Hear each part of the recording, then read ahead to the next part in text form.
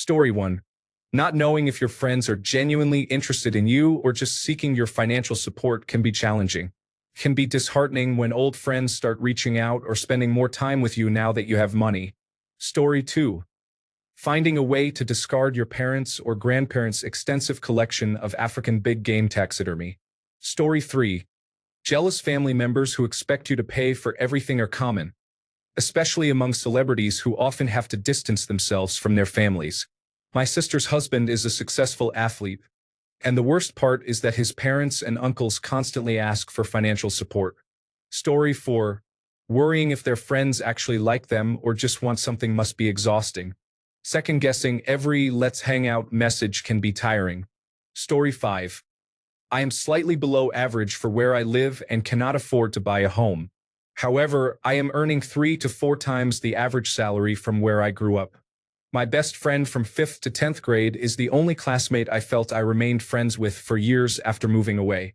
He asked me for $500, which seemed a bit unexpected.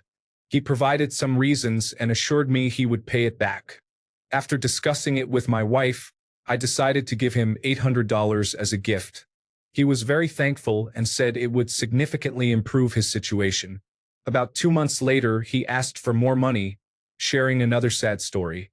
I apologized and have not heard from him since then, which has been years. I am sure this situation happens to many people. I imagine that wealthy individuals experience this frequently. Story 6. I believe that in life you need challenge, resistance, and just enough. Too much can weigh you down, and too little is the issue that wealthy individuals often face. Their perception of reality can be distorted, and they are often maladjusted. Story 7. I grew up in a wealthy family. This doesn't apply to all families, but I wasn't allowed to bring friends home with me after school. I didn't understand why until I got older when my parents said they didn't want our peers to treat us differently based on how we lived. Story 8. I am certainly in the 1%, but I don't think anyone except our parents understands that. People know we do well, but we live far below our means. Even our local friends have bigger houses and nicer cars. Our hardest task is not letting our daughter know what we earn and insulating her from being treated differently. We want her to become a hardworking, dedicated citizen, and then we can hand her what we have put away for her when she starts a family of her own. Hiding the money we give our parents from our siblings is also tough. We don't want them to get upset that we are helping our parents because they cannot contribute. We do it because we can. To sum up, the hardest part about being financially secure is not upsetting everyone around you for either being lucky or smart with our finances. Story 9. Eminem mentioned that his elevator in his mansion broke, so he had to walk half a block to get a can of soda. Story 10. Dealing with the public outcry after spending enough money to feed an entire community for a 10-minute flight in space. Story 11. In my youth, in my early 20s, I was on vacation with my dad and had dinner with a group. In that group was a man who had been a senior manager at a Fortune 500 company and had retired at age 45. He owned 3 homes, one in London, one in Washington, D.C., and one in San Francisco. He had cars, clothes, and staff at each location. He was very polite, and during dinner he explained how much of a hassle living like that was.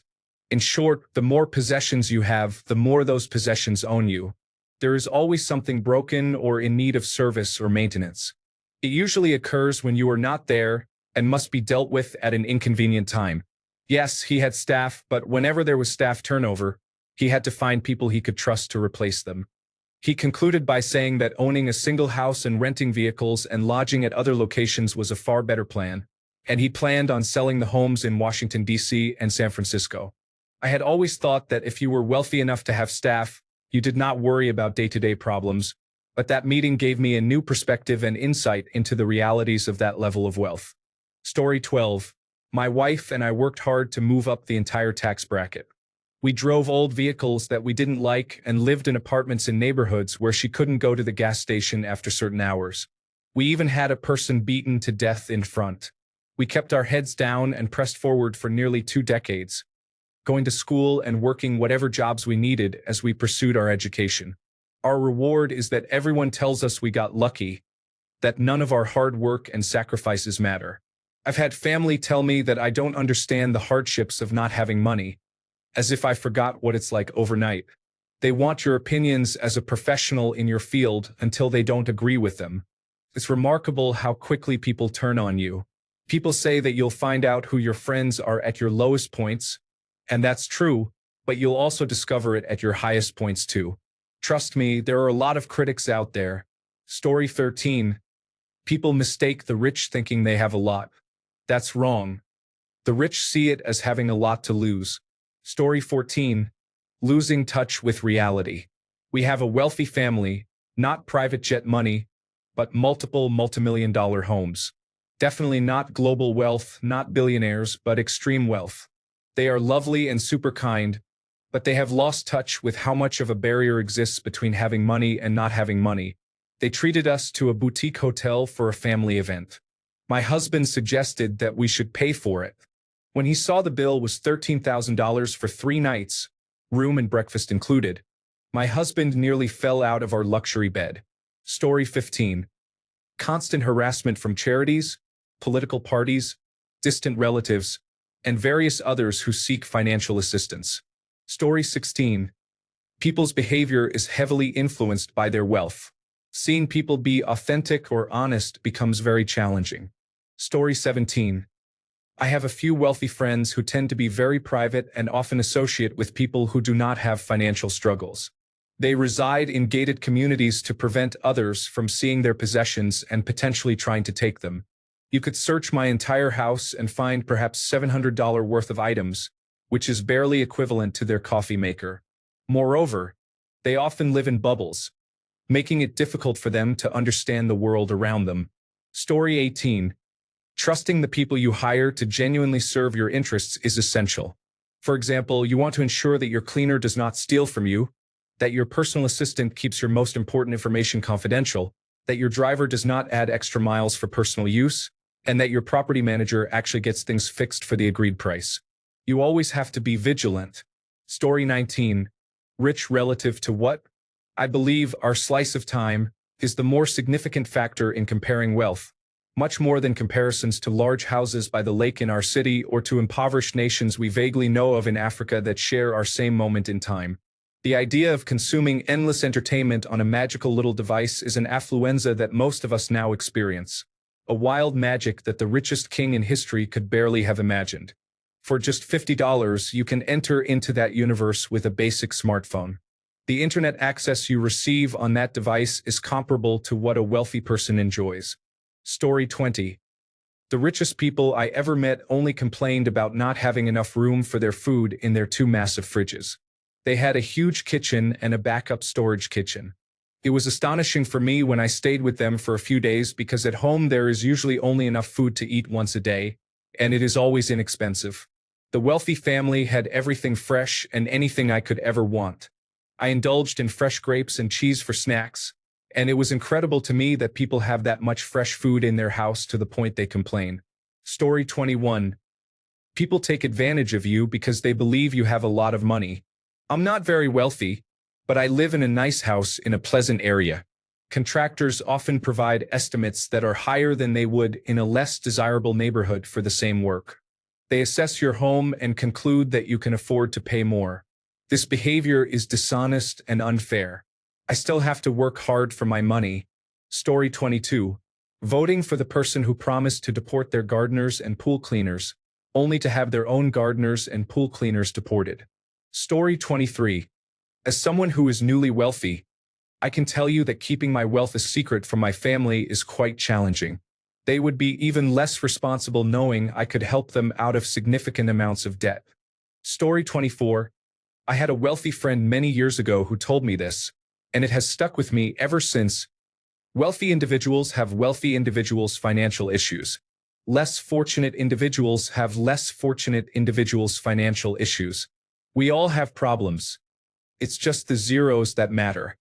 Story 25. People trying to take advantage of others often overlook the challenges that everyone faces, including issues like health problems and death.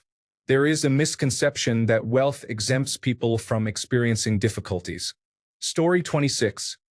People assume you can't possibly have any problems or ever suffer.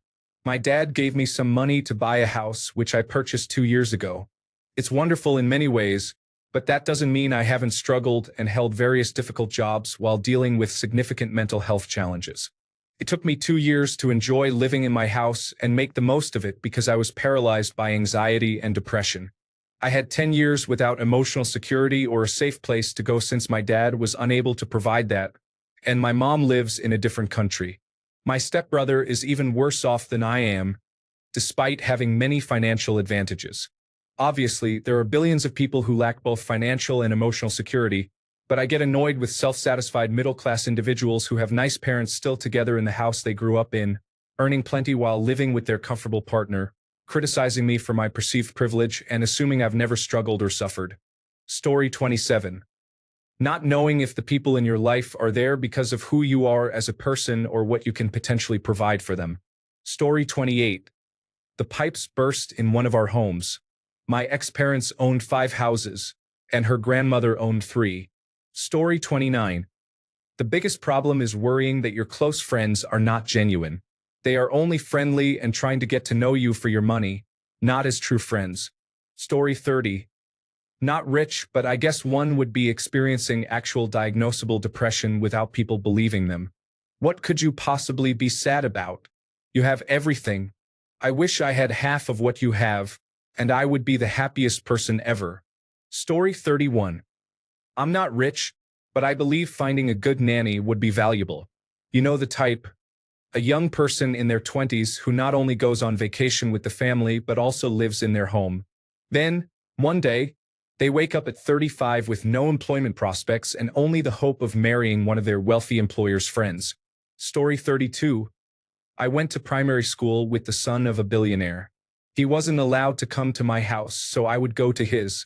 It was probably for his safety, but it was upsetting for me as a child who didn't understand how wealthy he was, and it was likely upsetting for him as well. When we were teenagers, his bodyguard would follow him everywhere. This individual would go to parties and kiss girls while his bodyguard stayed a few steps away, watching and following his every move. We haven't spoken in about 20 years, but we grew apart because of how different our lives became. It's difficult to keep in touch, and I imagine it is hard for him to maintain friendships when others experience different realities. Story 33. No one values you. Every relationship you have is transactional. Wealth demands a significant amount of attention, energy, and resources to manage. In any given day, more people are trying to contact you than there are minutes in the day. You do not own the money, assets, or resources. They own you. Story 34. For the average wealthy individual, anything related to their home's aesthetics is important. Being a landscaper made me realize that affluent people can become overly fixated on superficial matters. Story 35. My uncle expressed his sadness about having to sell his second jet ski, while I struggled to afford food and was homeless. Story 36. The disconnect between those with money and those without is evident, especially when someone earning over $500,000 a year tells me, who makes $20 an hour, that I am asking for too much. Story 37. Deciding how many carbon credits to purchase to own multiple estates and private jets, while lecturing others about doing their part to stop climate change. Story 38. I've known a few millionaires, and for some reason, many of them stopped caring about updating their homes. I believe it's because they achieved their wealth. You step inside a house by the coast. It's massive, with custom-ordered architecture and a touch of extravagance. However, the interior still resembles the 1980s, like a time capsule from when they finally had enough to show the world they were wealthy. Story 39. Yacht creep. First, you get a nice little 35-footer, and then all of a sudden, you have a cruise ship because your neighbor has one. Story 40. When you go to get your backside bleached, but the technician is new and now your backside is too white like new dental veneers. Story 41. Being so insulated that they never grow as a person. All their experiences are curated and refined, and all their relationships are superficial and transactional. This can lead to depression, substance abuse, dissociation, and personality disorders. Story 42. How to downplay your own happiness in front of others. You know you are better off and you know you won the lottery, but it is socially unacceptable to openly express your happiness. Doing so may irritate others, and the community might filter you out or force you to downplay your success. Story 43. I grew up wealthy. I can recall a moment at 14 when I was at a ski resort at night, in a 102-degree pool, sipping fine whiskey with an older girlfriend after enjoying a nice dinner. I thought, well, this is it. This is the peak of opulence. I felt good, but I had been happier in countless situations, mostly involving time with friends or playing sports, activities that had little to do with money. Surrounding me was the message to have more wealth. But I understood then the limitations of money. Story 44. From my experience of being around wealthy individuals for nearly 30 years, the biggest issue is definitely boredom, particularly among those who were born into affluence. Story 45. Not knowing if you are being treated kindly because the person is genuinely nice or because of the size of your bank account. Story 46. You have sold an investment property in a tax-deferred exchange, but now you must find and identify the new property on which you will spend the proceeds. Otherwise, you will have to pay taxes on them. Story 47. Not knowing who is genuinely interested in being a true friend or significant other simply because you have money is challenging. I don't have that, but I have friends with money, and they share this with me often. Somewhat sad. Story 48. Your kids are acting out in increasingly expensive ways because they confuse love and attention with getting money. It's a caricature, but essentially, Mona Lisa Saperstein from Parks and Recreation says, "Money, please." Story 49. I worked for a wealthy family who were inconvenienced by having to return their 2 jets to Cessna because the hand stitching in the leather seats was done by different people and had inconsistent spacing. They had to wait a week without private jets while the seats were redone. My heart broke for them. Story 50. A few things come to mind. One is the challenge of being relatable when you've never had to do anything you don't want to do. This is one of the deep, silent connections most of us share with each other. We're in it together while those with wealth are not, and you can sense that difference. It makes them seem a bit unusual. Another factor that contributes to their distinctness is that we all have to confront our own thoughts every day. We all experience a wandering mind. It doesn't matter how much money you possess. Without a job that offers a distraction, you remain trapped in this restless thinking all day. Unless you're very grounded and self-aware, it can make you feel out of place. I knew many people like this when I lived in Boulder, Colorado. They were not bad people by any means. They were just not relatable. Story 51. They have the problem of managing time to do things such as vacations, being home after work, and engaging in activities other than work. Story 52. Many of them are nice, humble, and unproblematic individuals who get accused of being mean, arrogant, and problematic due to the actions of others. The same can be said for other demographics, but I don't think most people realize that this issue can affect even the 1%. Story 53. If you act like an unstable person expressing extreme racist views, society will reject you if you are poor. However, if you are wealthy, society may label you as eccentric or compare you to Kanye West. Story 54. Jet lag. Most people can't afford to leave the country they live in, much less fly across multiple time zones. Story 55. Dealing with poverty seems to be the most popular answer. It could be argued that individuals experiencing financial hardship also face this problem. Story 56. Becoming embittered because you spend your whole life afraid someone is going to take your money away from you. Story 57. I guess people keep track of valuable things acquired throughout their lives. I was watching the new show Your Friends and Neighbors on Apple last night. John Hamm's character made a comment about piles of forgotten wealth lying around in drawers. It's not something I had considered about wealthy people. But I imagine an expensive piece of jewelry acquired at age 20 wouldn't be worn or even remembered by age 40. What do they do with all that stuff? How do they keep track of it? Story 58. 1. Teslas keep exploding. The husband started a tariff war, and your wealth took a dive. There is a looming fear of deportation to South Africa. You lost your only chainsaw in a federal building. Story 59. Assuming that being rich and being wealthy are different, with being rich implying recently acquired wealth, one disappointing problem is understanding when and where money can be used to solve problems, as well as recognizing problems that can never be solved with money. Story 60. Managing money and avoiding scams is essential. Timeshares, investment brokers, and real estate agents often try to take as much of your money as possible. I have seen it firsthand. They may pretend to be your friend in order to sell you expensive items. Story 61. Having to look over their shoulder knowing that one day the working class will have an uprising calling for their heads. They make films about it. Saltbin is a prime example of a horror film for the wealthy, featuring a middle-class individual who eliminates a naive and self-proclaimed altruistic rich family that surely didn't deserve to be deceived by a creep like Oliver. The rich are problematic, and that's a challenge they face on a daily basis. Story 62. Not knowing how much a banana costs. Trouble deciding which house to visit in the summer. Helpers stealing. How much to tip the local politician for favorable results.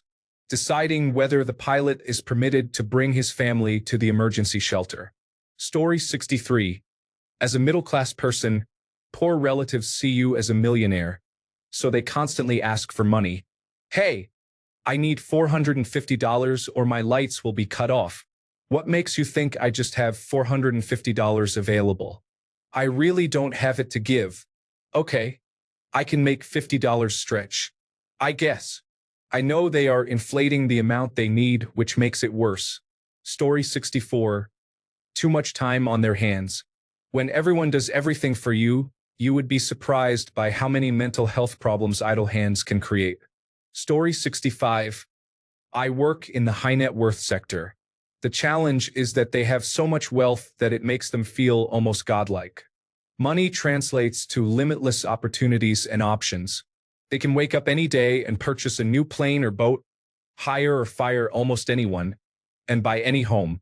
This is not always healthy, and I often advise them to seek regular psychotherapy and surround themselves with supportive, healthy individuals in their inner circle. Story 66. I grew up in a wealthy environment, but most of my friends were from working class and lower class backgrounds. This made things quite awkward for me. I recognize my privilege of not having to worry about economic security, but my life is not always comfortable. One of my parents was borderline psychologically abusive, and I am gay in a very conservative area. Our house is often a mess because one of my parents has slight hoarding tendencies, and there are limited funds to address that situation. I worked at our family manufacturing company at times, putting in 50 hours a week while attending school full-time, often in the company of extremely homophobic individuals who were unaware of my sexual orientation. I took that job partly because I enjoy working in trade professions and partly to create some distance from home. It's strange because I don't feel wealthy, yet I definitely grew up in that environment. Story 67. I believe there is a specific amount of money that varies for each person, which, once acquired, completely changes their mindset. Take celebrities like Katy Perry, for example. She no longer exists in the same reality as the rest of us, and there is no returning to that previous state. Some individuals become so absorbed in their wealth that it fundamentally alters their thinking. For some, a few $1,000,000 can be enough, while others may require $20 million or even $500 million. Regardless, once they reach that level of wealth, they enter a reality vastly different from that of the other 99.999% of people. Story 68. Take measures to protect yourself and your loved ones from kidnapping for ransom. Even in the United States, it can occur. Story 69. Fearing that one day the masses will achieve class consciousness, which may lead to a situation similar to that of France in 1789. I know that no one in my tax bracket is concerned about that. Story 70. I started telling my wife that we need a holiday house for all of our excess pots, pans, and coffee mugs a couple of years ago. We are not wealthy, but we have lived long enough to be comfortable. Story 71. When two maids get pregnant by your husband, maid one claims the relationship was unequal and demands compensation unless you pay a large fee. Maid two requests child support, stating it is only fair. It is a headache to manage the lawyers, especially while dealing with the protesters outside your home yelling constantly. Story 72. From what I have heard, contractors and tradespeople often add a significant markup. A job that might cost $500 for the average person could turn into $5,000 for someone in a wealthy household. The same materials are used, the same difficulty of the job is present, and the same amount of time is required. It is simply taking advantage of someone because they can easily afford it and may not think twice about the expense due to their financial status. Story 73. Tough crowd. It makes me want to say that I am trying to figure out which charity to leave my donations to and leave it at that. I hate to get in the way of all the stones being thrown, but not all people who make a lot of money are elitist jerks. My kids didn't even have a clue that their grandfather did well for himself until they were in their 20s. He gave it all away to well-thought-out organizations and was hands-on with his time. He broke his arm at 83 while riding in the back of a pickup truck and helping install wells in Haiti. He left me nothing, which was fine with me, and left them a savings bond. Not every rich person is unkind. Story 74. I know someone who lives in a multimillion-dollar apartment in Paris. They initially encountered a challenge obtaining the permits needed to raise the ceilings of the historic building. Story 75. Everyone has problems and satisfactions. That is part of life, whether you are rich or poor. The difference is that, for the poor, most daily problems are caused by a lack of money. Story 76. When their driver is 2 minutes late to Center City, Philadelphia's Ritz, they angrily say the driver is unprofessional and that they will never hire that driver again. You could tell he would yell if he could. Though it's clear the wealthy uncle was also upset that the driver conversed with the other passengers who were visiting him, which is the family he looks down on for not being wealthy. So when the hired help acts human, it must be a robot using only rich words. There can be no normal dialogue while driving all day past professional small talk. This uncle also spoke negatively about my father throughout my life, saying things like your mother should have married better, he has no class, he will never find success, and he will never start a business. I called him out and he denied it all, so he is a liar. Wealthy people think money buys character and allows them to say anything they want. Tipping people $100 every chance they get does not make them good humans when they are not. They do not like hearing that they have been bad humans at all. Triggers them. We don't talk anymore, finally. I never liked him and he never liked us. He also does not like people being overweight, especially women. Or when people suggest that his stepdaughter only works with him because she is his stepdaughter. They dislike when it is inferred that their nepotistic children had help and that they would not be in their current jobs without their wealthy parents' support. They also do not like when non-wealthy people dining with them ask for a take-home container instead of allowing all the barely touched food at Capitol Grill to go in the trash. Story 77. My mom once told me she wanted to run away to Mexico with all my parents' money because she was afraid they would lose it all if the wrong party got into government. We live in a Canadian democracy, and all political parties are the same. I have no money. My parents do. Story 78. Having an older brother who is not inheriting the estate due to his severe drug addiction and poor decisions. Story 79. Having to move several supercars because the one you want to drive is at the back of your car hangar on your private hill. Story 80. Finding a way to stay within the Federal Deposit Insurance Corporation insurance limits is essential. Once you exhaust the limits on one account, you'll need to consider titling your accounts differently. This may require starting the process over at a second, third, or even fourth bank, which can be quite frustrating. Story 81. Warren Buffett's only problems are Trump's tariffs, but he likely sees them as an opportunity to buy the dip in the stock market. The extremely wealthy are in debt due to their extravagant competitions. Story 82. Having to pay $5 million for a dinner where you can network with Donald Trump to ask him to exempt your company from tariffs. Story 83. What I observe from wealthy individuals is that the more they have, the more they have to worry about. If they have investments, those need to be managed. For example, a larger, more expensive home, especially one on the waterfront, requires constant maintenance. Additionally, items like motorcycles, boats, and vintage cars need to be insured, have regular tune-ups, and require storage or docking. If they go on vacation, someone needs to be hired to watch over their belongings. I have nothing against having nice things, but for some, managing all their possessions seems to dominate their lives. Story 84. Inheritance tax and estate tax. The current exemption is just shy of $14 million, so if you are set to receive more than $14 million from one parent or $28 million from two parents, you may have to pay taxes on the portion above that. Once you start receiving amounts in the eight figures, it becomes more about tax planning strategies for tax avoidance than actually paying taxes, but it can still be a headache. Story 85. Creating challenges for your children and teaching them empathy so they do not grow up feeling unproductive. Story 86. My cousin and her family took her father's jet to Aruba, where their au pair stepped on a jellyfish, ruining the vacation. Story 87.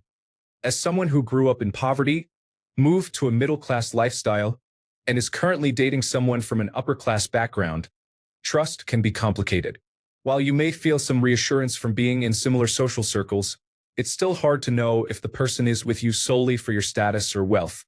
You wonder if revealing your social status will change how people treat you. You think you've found someone special. Story 88. If you sell a company, people will still complain about how it is being run, even though there is nothing you can do about it now. Story 89. In Rio de Janeiro, wealthy individuals travel by helicopter due to the danger posed by the streets, which are known to be targeted by gangs. Story 90. Hiring someone to manage your other hires is becoming necessary because managing your household staff is starting to feel like a full-time job. Story 91. Running out of positive goals and being left only with the unhealthy pleasure of taking things away from those who have less than you. Story 92. Trusting people with your home is important. Consider engaging your staff in activities, such as leaving money out, to assess their trustworthiness. Story 93. Estate planning is essential. Who will manage your business? Who will inherit your money and who will not? It involves the complexities of family dynamics with significant implications. Story 94. My aunt and uncle are quite well off, but one of their biggest complaints is property management and tenants. They have multiple houses locally. Imagine every time something in your home breaks. Multiply that frequency by 5. None of it is catastrophic, but when a water heater breaks, they need to buy a new one and find someone to install it. People move out and some don't pay rent. It's not that they can't handle any of it. It's just little issues that chip away at their resources. The larger property is a house in Florida that operates as a rental through an online platform. Financially, they have faced significant challenges. Remote property management in a hurricane-prone area isn't lucrative. The small income they do receive is often consumed by various fees and expenses. Story 95. Ironically, this was the post in my feed. Struggling to break a champagne bottle on a new yacht. Story 96. A rich man needs it, a poor man has it. If we eat it, we die, and when we die, we bring it with us. What is it? Nothing. Story 97. I never have a single dollar bill, so when a homeless person asks me for $1, I truly don't have it. The smallest bill I carry is a 20, so next time ask for that. Story 98. The poor believe they should be paid a living wage after working for the wealthy, who have become even richer as a result. Story 99. 1% BMW or Mercedes. 0.5% Lamborghini or Ferrari. 0.1% Bentley or Rolls-Royce. But maybe if you're that rich, you just get all 6. And the question becomes, which car shall we take today? Story 100. My buddy's yacht is worth $500 million. Mine is only $100 million. The new stadium I own, mostly financed by taxpayers, has the most luxurious box seats in the country, until another individual acquired one with more seats. It's not fair. Story 101. Running out of pages in your passport. I know someone who was turned away at customs for not having a stampable page. Story 102. Finding that you can't coast. You must always have some kind of income. The paid-off house your parents left you? Property taxes and maintenance add up, especially on the old 1800s-era mansions. That's why a lot of second- and third-generation family wealth disappears. The children and grandchildren didn't anticipate working and have few skills and no ambition, while everything job-related seems beneath them. Look at the Vanderbilts. Cornelius Vanderbilt made significant money for his era, but the rest of the family did not. By the third generation, None of them were even millionaires. Story 103. We are not extremely wealthy, but my husband enjoys his cars. We have 6 cars, but only 2 drivers in our home. He often switches up what he drives to work, and I get upset when I wake up and find out he took the one I wanted to drive that day. Story 104. Hordes of impoverished individuals attempting to take your money by compelling the government to seize it from you forcefully. Story 105. Keeping track of property holdings can be challenging.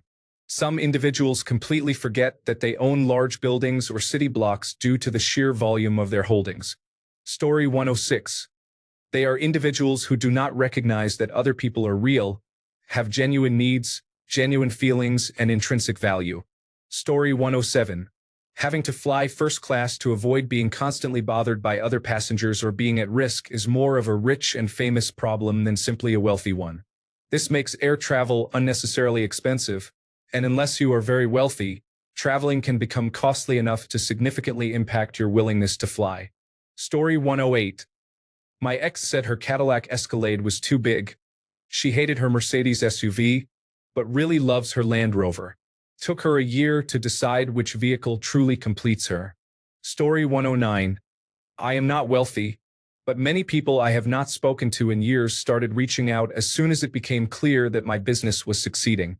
You must be cautious about your relationships because many people are only interested in you for your money. There comes a point of wealth where one can feel very lonely because trust becomes elusive. Thanks a bunch for sticking around till the end of the video. Remember to subscribe, and until next time, stay awesome and goodbye.